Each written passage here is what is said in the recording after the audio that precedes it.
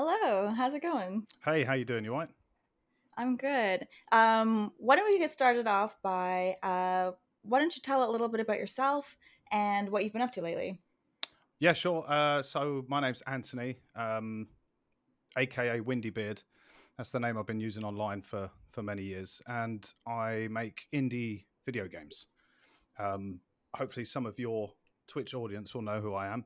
Um, so yeah, I've been mostly working on a game called Spirit Hunters Infinite Horde for the last just over a year, I believe, and that was with a small team. I joined the three of us joined forces to make a game, and Spirit Hunters was the product of that team, and that's just been released on Steam a while back actually, but it's only just launched on all consoles. So that was a Wow. big personal goal for me, that one. Mm. Um, Currently, I'm working on a long-term contract and also making my own game that will probably take me a good couple of years, and that's what I'm up to at the moment. Cool. And the contract, is that something that you can talk about or is that I can under talk about NDA? some of it. It's a bit under NDA, but for the most part, it's game design. So I'm designing the world, designing the systems, helping sort of what's the word? Mm, Sort of make sure the game gets pushed forward. Because I have this knack for forcing games to get created and finished. So I'm helping sort of manage the flow of everything getting put together. Yeah, Very cool. Is that a big team you're working with?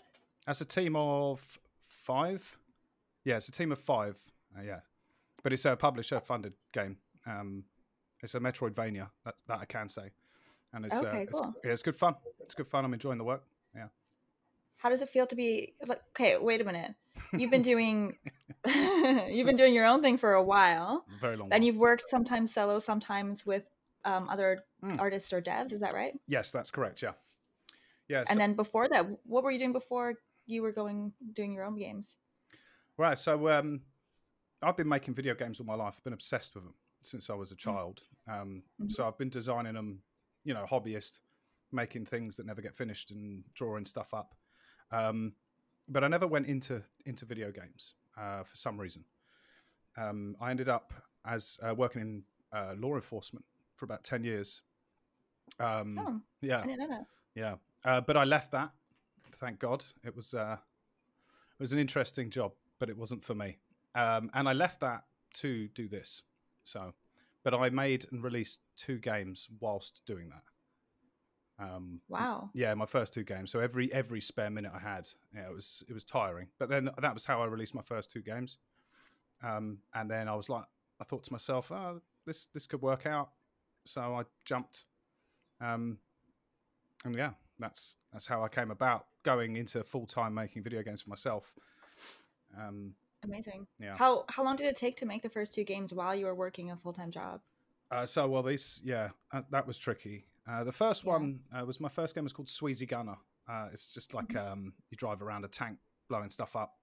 It's kind of mixed with Zelda, basically, and that took me years and years. That was really how I learned how to make games from start to finish. Before that, I just sort of Mhm. noodled around, made little things, and then I thought, oh, I'm going to make a whole game here. Um, and that, yeah, it took me a good at least 2 or 3 years, I think. Um, yeah, whilst working full time, and that was serious full time as well. It was like 60-hour weeks and stuff. So there was a lot of work Wow. there. Yeah, Wow. but I enjoyed it. It was sort of my the thing I looked forward to after work was to work on Yeah. my game. So yeah, it was a big deal for me, that, and that was before Steam. That was before you could just put your game on Steam. That was even before Greenlight. I finished that one, which was How did you publish it? well, that's the big question. So back then you couldn't publish on Steam unless you had a publisher. You couldn't just release games. So I released it on a platform called Desura. Don't know if you remember or heard of Desura. Um, No. it was basically an indie Steam. It went bust shortly after Steam Greenlight came around. But yeah, I put it on there, and I also sold it on my website. I think I sold 20 copies. Um, Okay, cool. and then Steam Greenlight happened, and then I put my first game on Steam Greenlight, and it went through one of the first waves, and then that was sort of how it all started, really. Because before Steam Greenlight, I thought to myself, this is a hobby. And then Steam Greenlight allowed you to put games through on Steam, and then it was like, actually, this could be more than just a hobby thing, So, And that's when you made your second game? yeah, I went straight into the second one at that point. I was like, yeah, this is good. I'll do that again. And then I made my second game, which was called Geo, which is the precursor to Galactic Mining Corp. Yeah.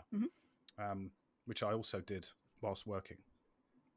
Oh, you did that. Well, Geo, the first one you did while working. Yeah, so Geo, I was still working in that job, but I left towards the very end. So before I released Geo, I left my job. I was like, I'll go in on this and release that, and that was how I came about. Yeah. And how long did that one take? I think that took about 2 years as well, because both those games went through a lot of changes and iterations, because they were just all over the place, and I was finding what I liked and figuring out what I was doing. So Geo actually started off as an idle game, and then I turned it into kind of what Galactic Mining Corp is. So it sort of shares a lot of the idle mechanics and stuff. Yeah, good times. Cool. Yeah. So you quit. And then that game was successful. Wow. I don't know about successful. It did all right. It did all right. It was enough. It was sort of proof of concept. I sort of gave myself like 2 years to push it further, because it wasn't enough to sustain me. But these were also games I made part-time, So I was thinking, if I had more time, more energy, more focus, I could make better things and, turn it into something bigger. And thankfully, the 2 years proved that it was worth doing. So I carried on, and I'm still here. So still trying to prove to myself that. And so in those 2 years,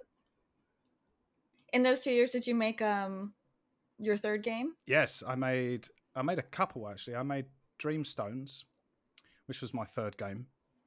That did all right. And I also made the fourth game, which I want to say is a game called Scud Frenzy. That didn't do very well. That didn't do very well, that one. But these were 2 games in 2 years. And yeah, that was interesting. But at the same time, that was when I started streaming. And streaming's been a big part of everything, really. Twitch, because it kind of gives you a bit of stability to some extent, more so than a 2-year dev cycle of a video game, so that sort of helped a lot,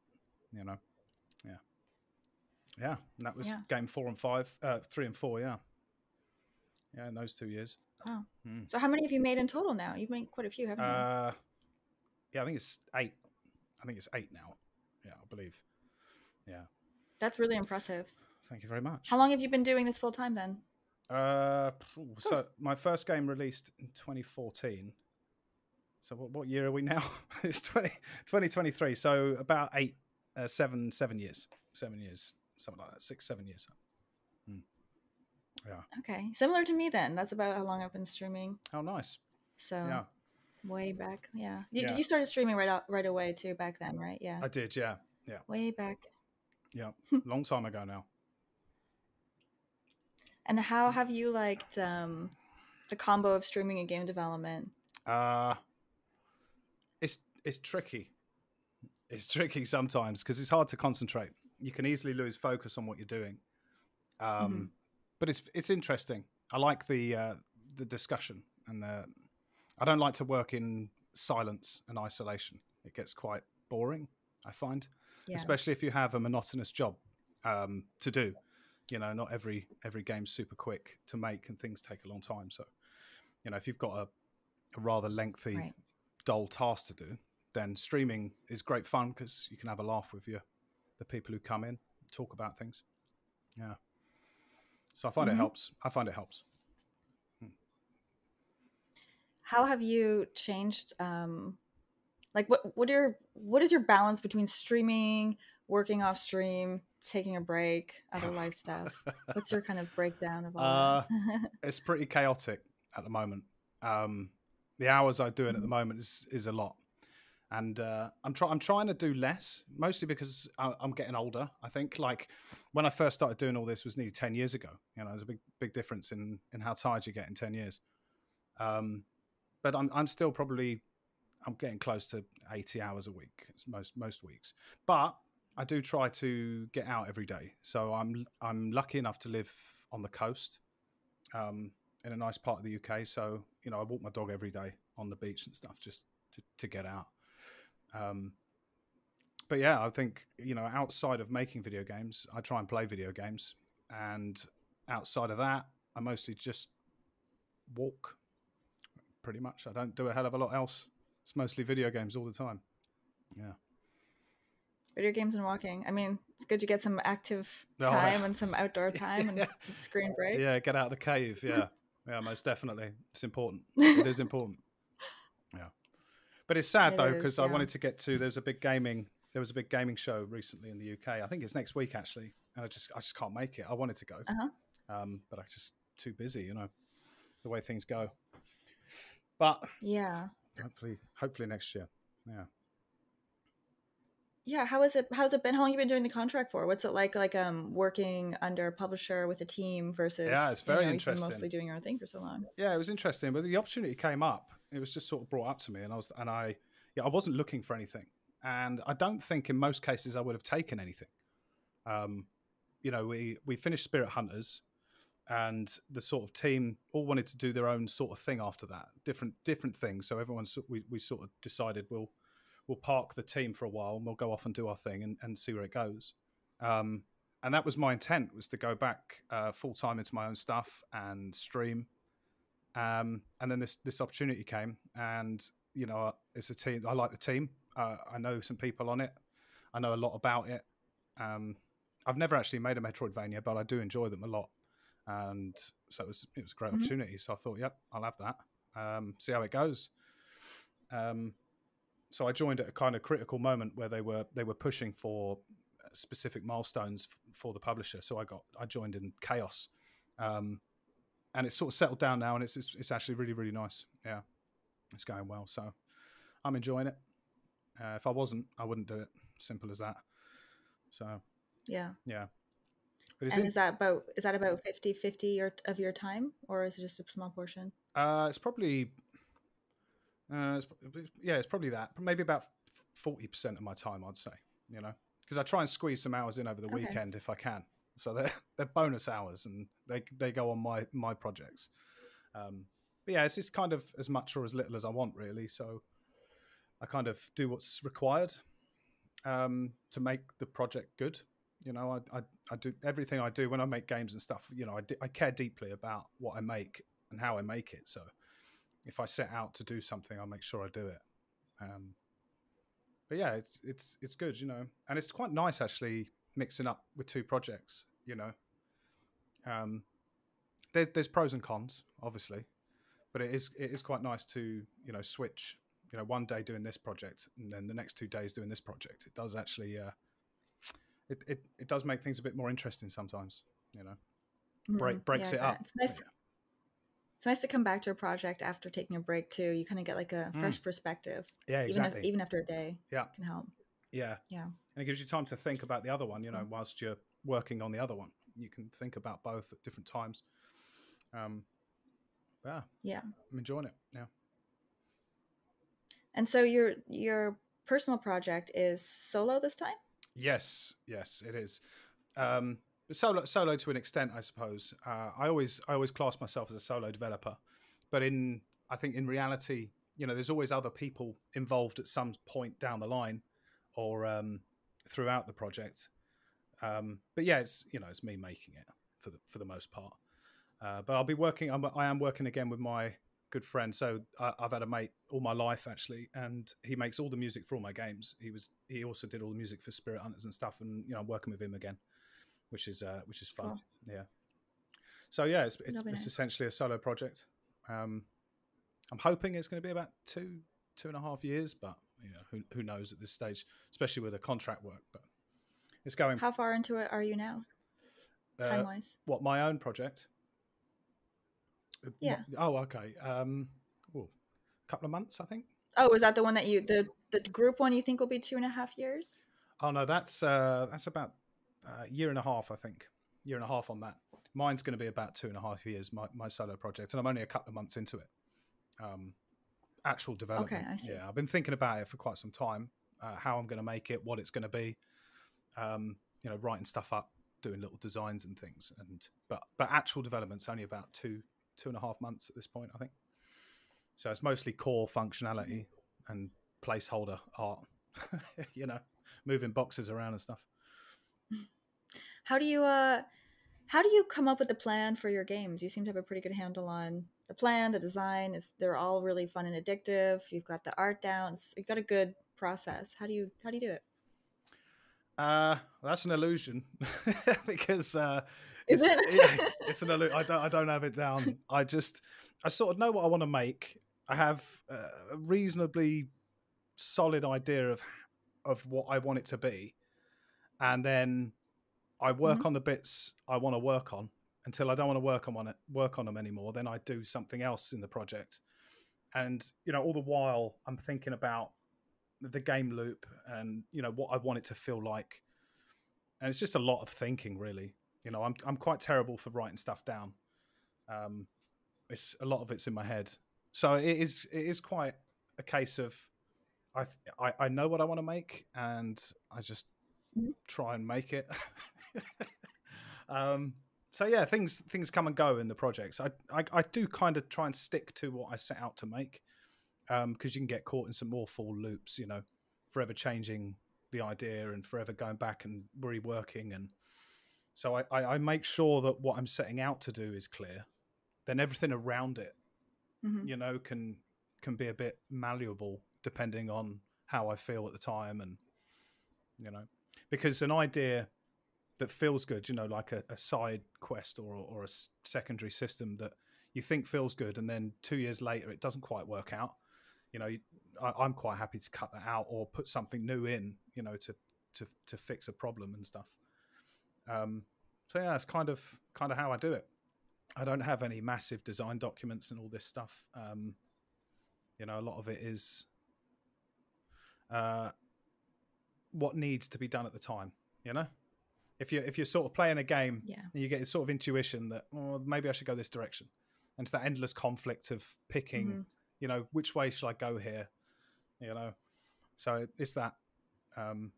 So thinking that I know exactly what I'm doing is an illusion, perhaps. Okay, well, yeah, it seems like, I guess it's partly because you get them out pretty quickly, considering the size of the games that you make and all. I guess you work with an artist, so that probably helps, and you must both work really hard to get them out in the timelines that you have. Yeah, with Spirit Hunters, I worked. There was an artist on the team, and with Galactic Mining Corp, there was a friend of mine did all the character portraits. So there was a lot of character portraits and stuff in the game. Oh, okay. Yeah. So you did all the other art for that. I did all the rest. Yeah. Okay. Yeah. Okay. But I try to be realistic with what I can achieve. So I think a lot about not just scope. Scope's a big one, but like how to achieve things without, like how to make it seem like something is like alive. What can you do with particles and VFX rather than frame by frame animations all over the place, because things like that take a lot of time. So I like to look at that, and what mechanics can I make that aren't going to require me to spend 200 hours figuring out the physics of something. So I most of my games are mechanically quite simple. None of them are super complicated, but I try to layer them with sort of systems that create complexity. Because Galactic Mining Corp, for example, is you just drill downwards squares essentially till you get to the bottom of a rectangle, and then you get the core and so on. But then all of these things play into multiple systems all around the place. So the gold system, and then buying stuff and crafting and all these things. And most of those things don't require huge amounts of like animation or really complicated mathematics or anything like that. And that's a lot of what I do. I sort of look at a scenario and think, how can I achieve this? Not in the quickest possible way, but in a way that's indie friendly, should we say? Yeah. Yeah, that's a good way to look at it. And so with the, like you mentioned with Galactic Mining Corp, that one had different systems in it. Did you have like a loop in mind like a game loops in mind, or did you think like I want this system and this system, and then you started playing it and thought, oh, I should add that, would be really cool to add? Like how much is thought of beforehand and how much do you do as you go? It's probably 50-50, I would say. So, because I was quite Okay. lucky with Galactic Mining Corp. Well, I say lucky. It's the whole sequel thing, you know, with Galactic Mining Corp. I knew a lot of what I wanted to do because I'd already done it with Geo. But Geo had a lot of issues, you know. I had things that if I was to do it again, I wouldn't have done. You know, I learned a lot of lessons along the way, which is why I made Galactic Mining Corp, because I liked Geo. I liked what it was. I liked what it was about. So I thought, oh, let's do this again, but let's make it better, right? But there was a lot of systems that I wanted that didn't get in. You know, there was initially like a stock market system where you could buy and sell materials, which would change, you know, based on some things would be like high or low, and the values would change and things like that. That didn't happen in the end.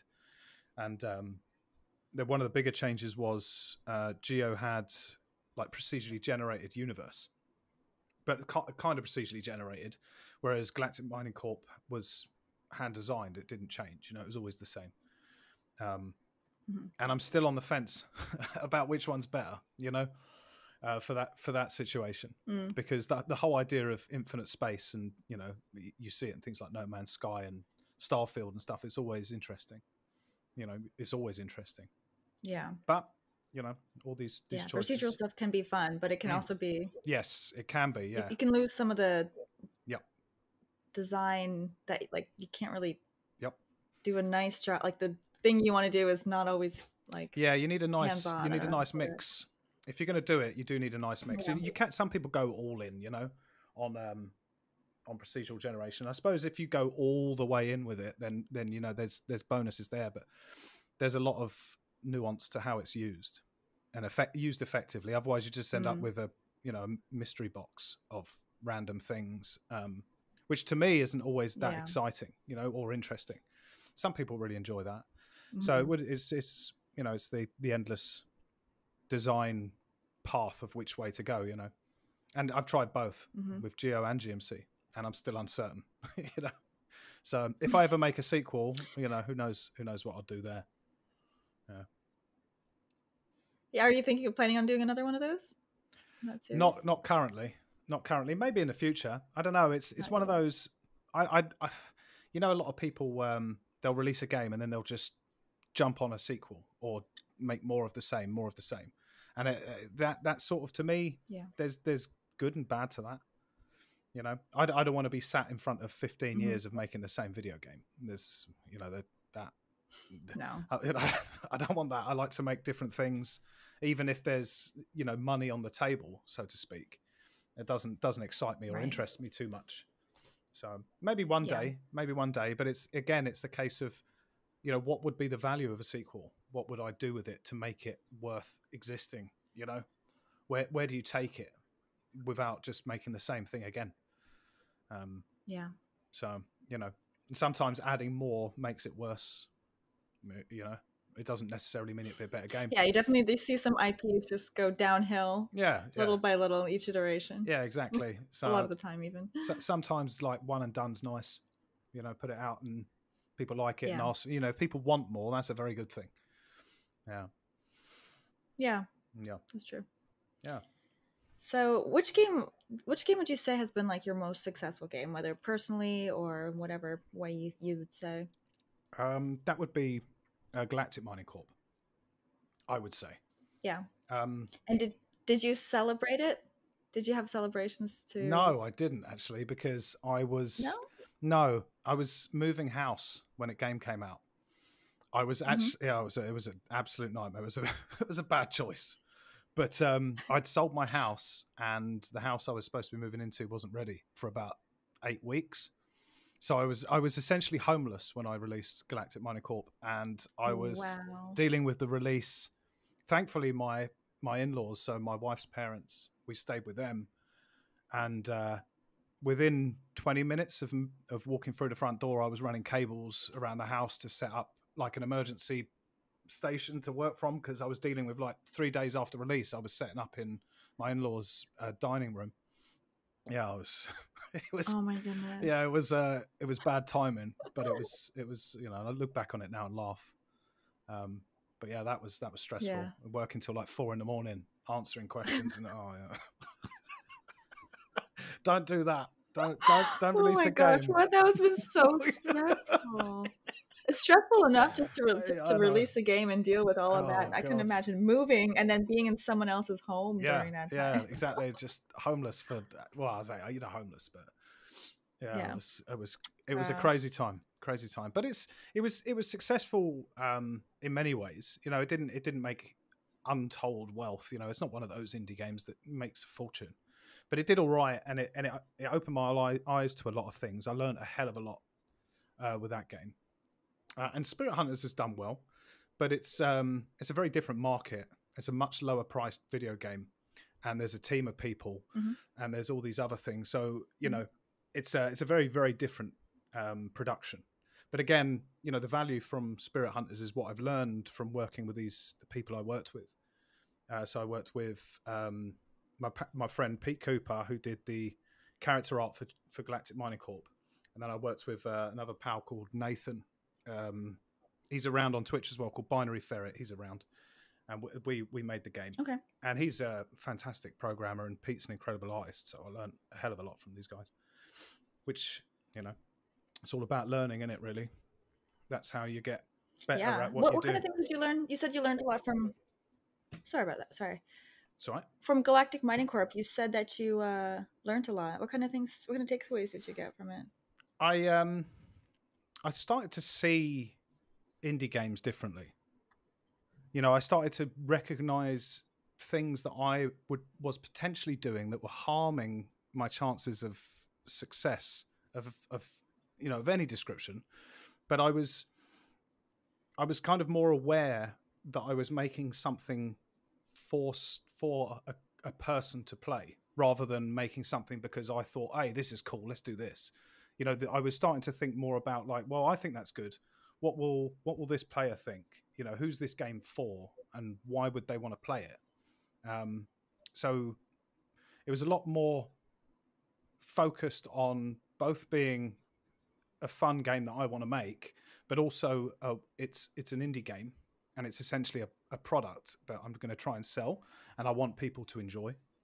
So I suppose, like, marketing and the business of video games was more in my mind from the start of the game. You know, I didn't want to make a game that didn't sell, because it was like my 7th or 8th game. So, you know, I wanted to start selling some games. You know, because you always want to one up the last one, you know. So I was starting to do that, you know. And also, because I'd been streaming and putting stuff out, I was starting to, you know, make contacts with people. And, you know, through the years, you start to make connections with people in places that can help you do things. So it was more a case of, it was probably a more professional video game than anything I'd made before, I would say. Okay. Yeah. And I think the result was, it did better than all my other games, you know. So yeah, but again, it's all opinion, isn't it? You know, you never know if things are true or not, but I think I learned a lot from it in that regards. Yeah. Do you said, like, you think of it now as a game that you're going to be giving to someone and they're going to be playing, and are you seeing it more through the player's perspective? And do you have, like, a specific person in mind that you imagine playing your games? I do think about people playing it. Yeah, I do think about that. So I had a habit of making, because all my games are sort of colourful, silly games. You know, there's no, like, serious story to any of them. They're mostly just mechanical or you know, colourful, explosive things.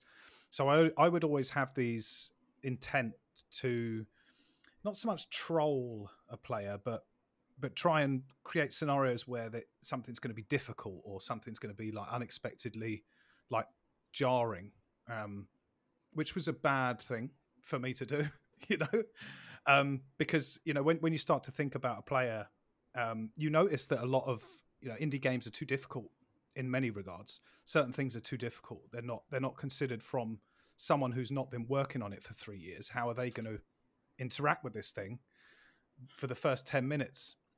You know, the difference between the game developer who's playing it and their friends and any testers is still incredibly different to what a casual consumer is going to be doing.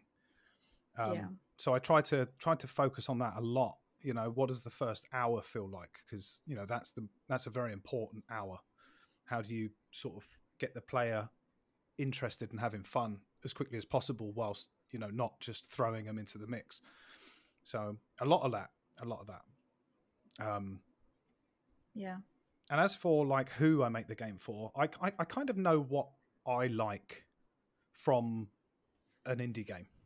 So I don't make it entirely for me. It's sort of a mix, you know. So I sort of think, well, what are people? What sort of games can I make? What do I like to make, and what games interest me? And where does that cross over with an audience that's not hyper niche? You know, where's a position where you could make something that's unique to you, that you enjoy, but also fits into the scene, you know, fits into the market in a place that's worth fitting into, because you can go too niche, you know. So that's kind of the person I try and find in my mind when I'm making the game, you know. And I like, for me, for example, I like grinding. I like making money in video games. I like semi-repetitive tasks with a payoff, you know, quite simple things like that. I don't like things that take huge amounts of time to do, because I don't have enough time to do it. So I try and think, well, how can I make something for people like that, you know? And that's pretty much, that's it. I don't sort of write a name and list out their, you know, their occupation and stuff. I've seen these marketing things being done before. I don't go that far in. I just try and think. I try and think about like areas of the indie market. You know, what do I like? You know, what's not being done? What's, you know, what fits within what I like to do, and then, you know, try and go for that. So, you know, with this new one I'm working on. So one of the things I've not really done much of is focus on like character building and story, which is something I'm going to try and do in this one, while still doing, you know, the sort of resource gathering, the economy thing, the leveling up systems, and all this stuff. So I'm trying to fuse the two to create something a bit kind of like Galactic Mining Corp, but sort of more world building, more character building, you know. So that's what I'm going to do, because I think that sounds fun. I hope so. Just got to get on with it, you know. Got to make it. Yeah, it's always the hard part, right? Are you putting in long hours on stream or mostly off stream? Sadly, not on stream. So the contract work I can't stream. So I only stream my own stuff. Okay. So at the moment I'm only streaming on Thursdays and Fridays, and usually in the afternoon. Okay. Yeah. So not as much as I used to, but that could change. That could change down the line. I hope it will. But my intent is to stream more if I can. But who knows? You know, it was sad actually. I didn't stream for a very long time, and I didn't enjoy not streaming. I missed it a hell of a lot. So. How long were you not streaming for? About a year, at least, I think. Yeah. Okay. Yeah, there was a couple of very infrequent streams during the creation of Spirit Hunters and a few prototypes we made. There was very little streaming. Yeah. What was it like coming back after that hiatus? It was weird. it was a bit weird. Yeah. But I very much missed it. Yeah, I very much missed it. But I came back and I didn't recognize 90% of game dev and stuff, you know. I still see some of the faces, and I think, yeah, I know these people, but there's so many new people that I've not even had a chance to go in and see what they're up to, you know. So yeah, it's changed a lot on there. There used to be a real nice sort of tight group a while back, a few years ago. Yeah, good times. It has changed, but I think it's getting a little more popular, which is always good, right? Yeah, of course. More people finding it. Yeah, most definitely. I still get people every day coming and saying, there's a programming category, there's a game development category. Yeah. People will learn eventually. Yeah, it's a funny old platform. How did you, what's Yeah, it is. It's kind of like it's kind of I realize that I've always thought of it as a sort of semi-professional platform because in the game development world, like community, it's been quite professional and Mm. everyone's like quite friendly and pretty good to each other. But I realized like I don't know if the reputation is very professional on the rest of the platform. Like I think it's like It's a crazy not that. platform. Yeah, and it's such Yeah. a strange niche thing as well. Game dev streaming. It's great. It's fantastic, and I love it. But it's such a strange Hmm. part of what Twitch is. You know, it's like its own little corner. I like it. I like it. Yeah. Yeah, Yeah. meet I some agree. very interesting people in there as well. Oh yeah. Mm. Yep. Lots of there's so many interest. There's so many smart people too who come in Yeah, and too smart. Yeah, it winds just me up. I don't- I'm by no means a smart programmer. You know, I've never been one of those guys, and I find that Twitch is very programmer heavy. Yeah, for game dev, it's a yeah. lot of programming. So, you know, my streams are not that, and not that at all. So, but some people like it. You know, some people like that. Do, do people complain or backseat or cause They annoyances? just try to understand what I'm talking about because like, I've never learnt programming. I use like a visual scripting thing that most people have never heard of. So when you get these programmers Oh, come okay. in, they're like, "What on earth is this?" And I'm I'm trying to explain. And they're like, "Nah, I don't get it." And you get it's good fun. It is good fun though. It is good fun. Okay. Yeah, That's funny. yeah. I get a lot of people. It's so I don't understand this one. I get a lot of people coming in. They're like, "I've been here for 10 minutes and I haven't seen any coding." It's like there's more to it than just coding. Yeah, yeah. I think you're just going to bang out thousands of lines of code every 10 minutes. Right? Yeah. Like, yeah, it's mad. But I think this is a general thing you can see across all of game dev, AAA, indie, the lot is the disconnect between what game development is and what people think game development is. You know, and I think Twitch is good for that because Hmm. it does give us insight. You know, it does give an insight into what's really going on. But you know, for most people who play video games, they have a rough idea, but I don't think they really know the chaos that is game development. You know, and the amount that goes into the most minute things, and how small things can be much more Yeah. complicated than something that you would think was complicated. You know, that's a very common one, right? Spent the whole day on a scroll bar today. Well, there you go. Yeah, exactly. Yeah. Yeah, well, you spend 3 weeks trying to make a door work, right? Like, Yeah. that's a classic one, isn't it? The difficulty of doors. The door, yeah. Yeah. Well, I gotta ask you, how did you get the name Windybeard? How did I? Well, it's a long, long story, that one. Well, it's not a long story, but it's an old story. I used to work in a pub when I was, you know, when I was really young. And there was a guy who used to come into the pub, and he had a very long beard, and it used to blow in the wind tremendously. And we used to call him Captain Windybeard, right? Because he looked like a pirate. And that was it. When I Blow in the wind. when I started making games, I thought, Windybeard, I remember him. Let's call it that, and that's the name. That's, Huh. yeah, it's Wow. pretty Sounds ridiculous. majestic. A windy beard. Yeah, it was. So it literally comes from a windy beard. It was a beautiful sight. Have you ever thought about growing your beard out so that you can take over the fully, embody the name Windy Beard and take over that? No, The no, persona? I don't think I could. I don't think I could. Gets too hot. I'll get too agitated having a beard that long. Yeah. How often do you get asked to grow one? Oh, I get lost all the time. Your beard's not windy. Why windy beard?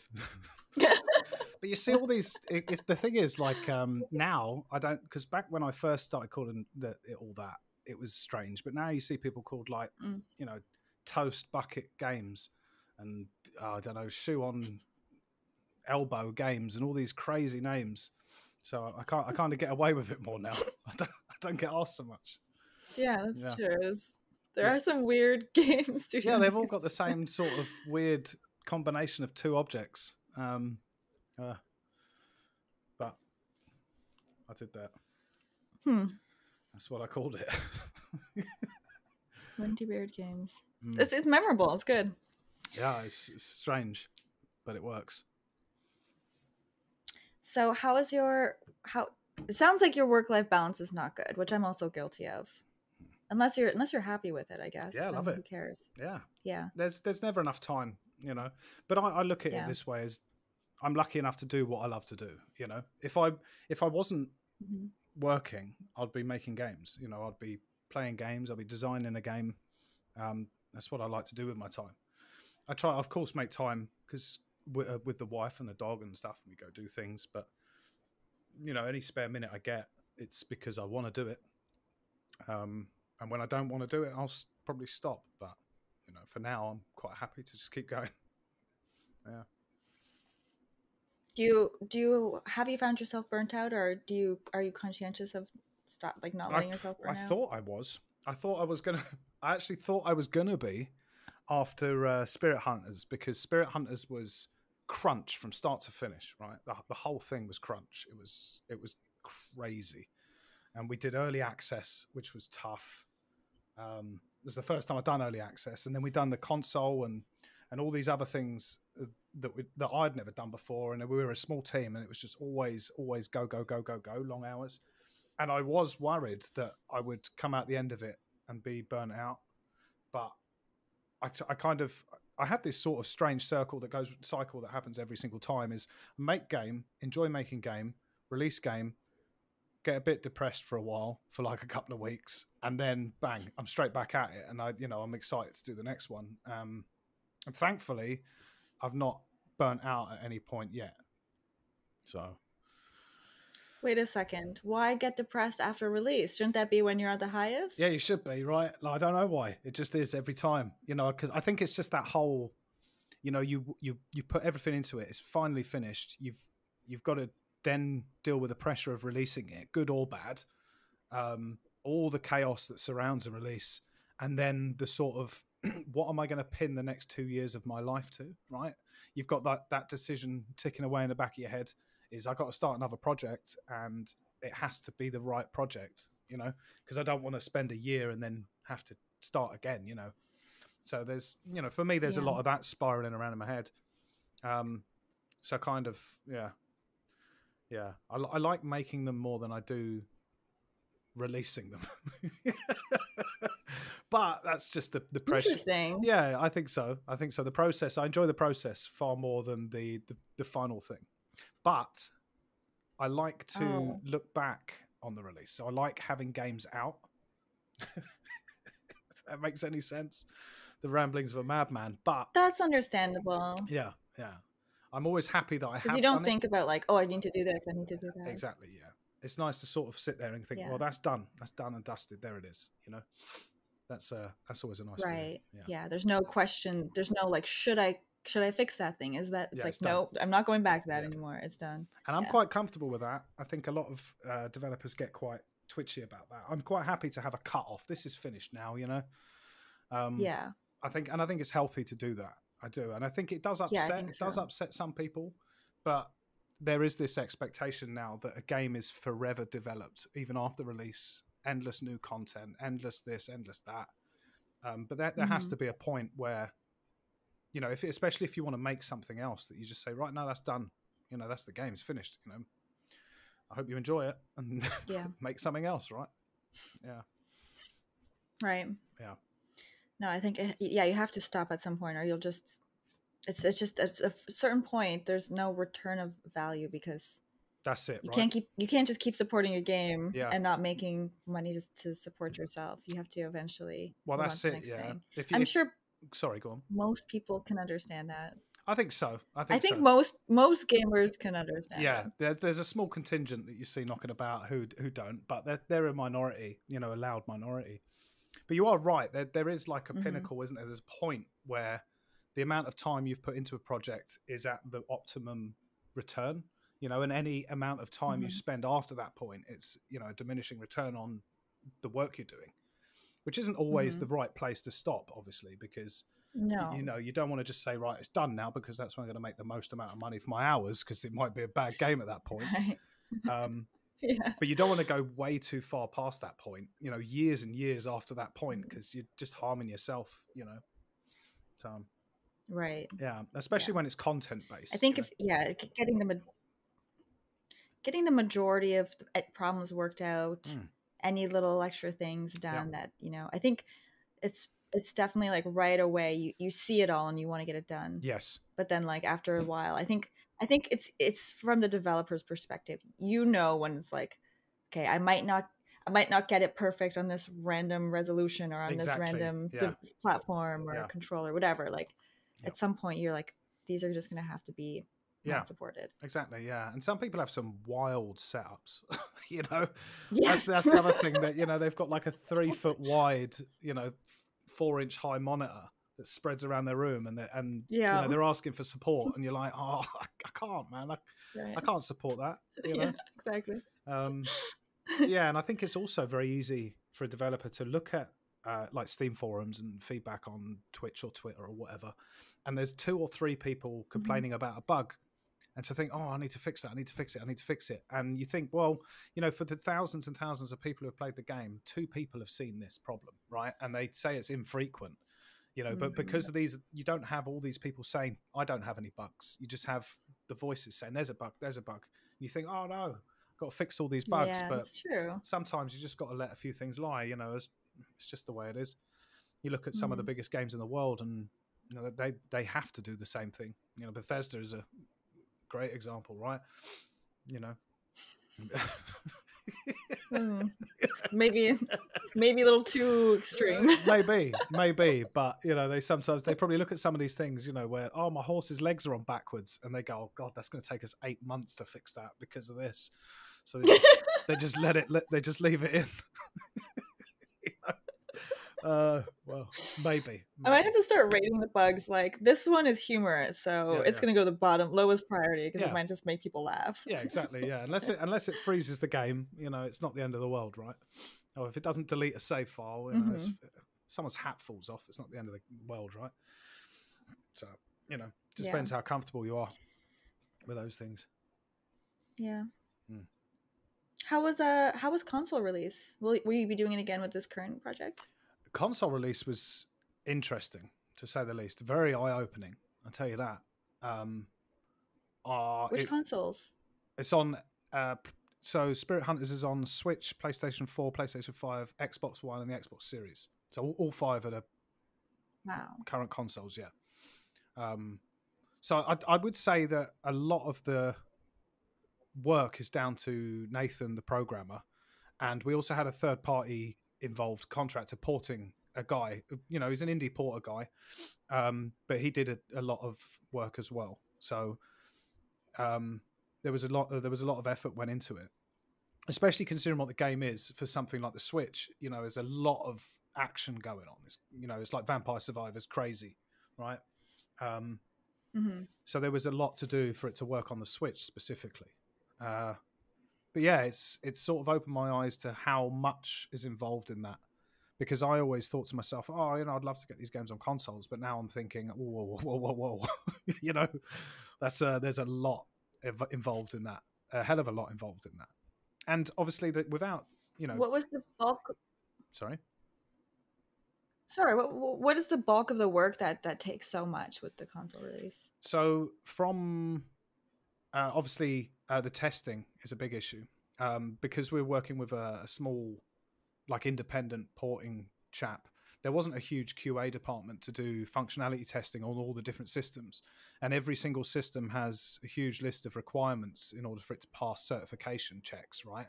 Which is what you need to pass in order to get released. So you have to play the game on every single console to test all these different things. Like saving and loading is different on every single console.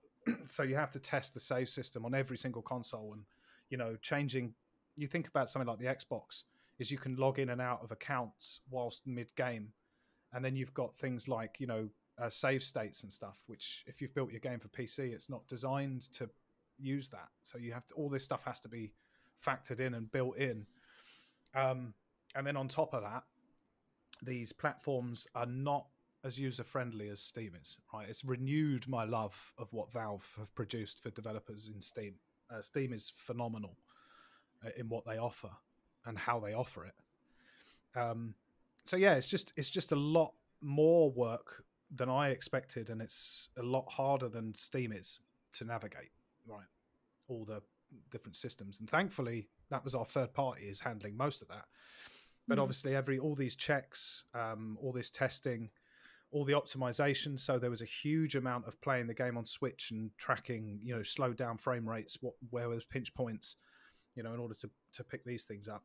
And then you'd get strange bugs that would pop up on just one console because of how its memory works, things like that. So I can understand why some people just go one console or no console, So, but it was, it's a big goal that I wanted to achieve, was to get a game on console, and I've done it.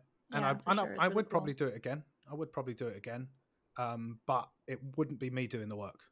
That's one thing I would make sure that I got a professional in to handle that, because it's not something that's in my remit, should we say. Yeah, but I don't think it's impossible for indies to do it themselves. I just think it's easy to underestimate just how much work is involved in that. So yeah. Okay. And then would you do all the consoles at once again? Do you think that that's better to do it that way? It was interesting doing that way. I think I would if I could. I think I would if I could do it that way. But I wouldn't. More exciting. Yeah, exactly. Yeah, because you get I wouldn't try and do a PC and console launch at the same time. I would be. No, that's too scary. Yeah, I couldn't do that. I couldn't deal with it, and especially not as a solo or a very small team. You'd need a lot of resources for that. Yeah. Especially coordinating marketing efforts and stuff. And that's another interesting thing about console is you don't have any way of interacting with an audience on any of the platforms like you do on Steam, because you've got news posts, forums, all these great tools for you to interact with your actual players. But in console, no, there is none of that. That's a good point. Which is never thought of that. Yeah, which is extremely difficult. And for me, I'm a pure Steam indie developer. That's what I've always been. So I know how I do things. And that was a whole new ball game, figuring out a way around that. Very challenging. Yeah. How do you market your games? So for me, this is again another thing I learned with GMC is Twitch is very valuable for that, I think, because it's really important to have like a what I call a day one army, right? Which is a group of people that trust, who support your work, who will buy it, talk about it, and review it ASAP on launch, right? They'll do all these things and they'll champion the game. And you need that. And Twitch is very good for that, because people can talk to you and see what you're doing, build a relationship and like you and your games and your work, right? And the people want to see you succeed. And so Twitch is really good for that. Really good. Also a lot of activity on Steam. So news posts, regular news posts, informing people what's going on. I did a Kickstarter with Galactic Mining Corp, which I didn't do with Spirit Hunters, but that Kickstarter I think helped. Kickstarter's a good tool, because a lot of people get excited from Kickstarters. They find it really interesting, the whole scenario. And then I also outsource some of it, so I pay marketing companies to deal with press release, influencer outreach, all of these things, and then deal with feedback and discussion. And has that? I'd say that worked. Has that worked well with the press release and influencers? I think so. It worked. Yeah. It worked a lot better for Galactic Mining Corp than it did for Spirit Hunters, but it was still worth the money that was spent on it. I think it's most definitely something to do, is get a professional marketing company to help. And they do it reasonable. A lot of them are very reasonable, especially indie friendly ones. They're not bank breaking value numbers. So I would highly recommend that. I would. And then obviously another thing is to, and this is from working with Pete on Spirit Hunters, is to make sure that your key art and branding is really on point, because it matters a hell of a lot. So your capsule images on Steam and a nice big piece of key art to say this is what the game is in one image. And that's worth outsourcing to someone if it's not within your skill set to do something of that, of that caliber, which I'm not good enough to do that. And I'm a competent enough artist, but I know from experience now that that's something that's worth investing in. Yeah. That would be something I would definitely do again. That's an interesting idea. Yeah. Yeah. Yeah. Okay, one last question for you. Go ahead. How do you stay motivated? That's an interesting one. I used to be, my motivation changes a lot. So initially when I first started, it was to get out of a job I didn't like. That was my motivation. And that was strong, and then my motivation was not to lose all my money, right? Because I just quit my job. So that sort of fire of terror was pretty potent. You want to stay in the game. And now my motivation is, I'm not so much terrified because I've got a nice back catalogue, and they don't sell huge amounts, but they sell enough so that I'm not going hungry any day now. Like I live well within my means. I don't expend on lots of things. I live as small as possible. So my motivation is purely to make better video games now. Like that's my motivation. I want to make a better video game than any game I've ever made. And then I want to make another one that's better than that. And I just want to keep doing that and then see what happens, right? That's my motivation now. And that's enough for me, That's enough. Yeah, definitely. Me too. Yeah. It's exciting. It's fun. It's such a fun goal. Yeah, it is. And I think it's so important, especially for game development. I know it's the same for many things, but game development is very strong for it. Is if you're not enjoying the process of making a video game, you're going to suffer, and it's not going to work out. You need to either enjoy it or find a way to enjoy it if you want to do it, because it's a lot. It is a lot, and there's a lot of risk and a lot of stress. It's not all fun and games. So you've got to enjoy. You've got to love it. Yeah. Yeah. I agree.